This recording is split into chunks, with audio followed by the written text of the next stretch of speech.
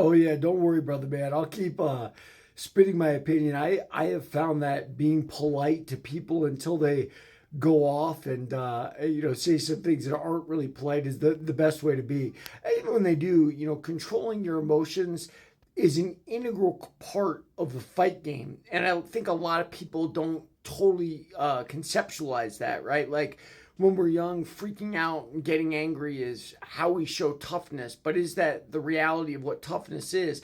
Toughness needs to be cold and calculating, right? Like, and that's how we fight in the ring. And otherwise, you're wasting energy getting all worked up over nothing. And as far as Holyfield goes, man, I feel you. I understand, but here's the way I look at it. Fighting is like basketball. Basketball, Michael Jordan gets to travel on every, thing, and there it is. And I've talked about this, and people get really angry. I've talked about when a guy's younger than me, more powerful than me, and he's really too much for me.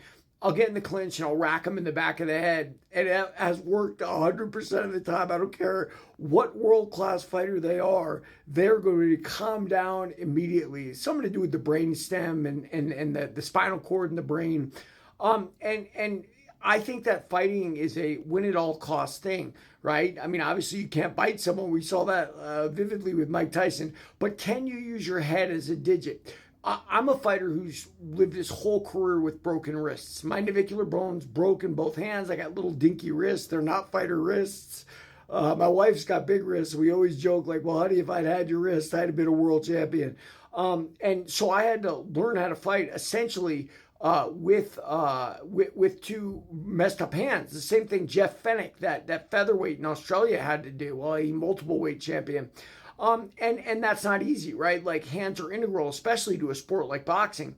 And when you have that situation, and I had it all the way back in wrestling in high school because it broke very early, what you learn to do is use your head as a digit.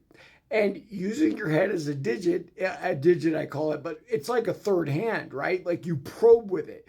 And I would probe with my head in grappling, and I would probe with my head in boxing. You can't outright butt someone, right? Like that's like biting someone, but you can use your head as sort of a battering ram. And that's what Evander Holyfield did against Mike Tyson.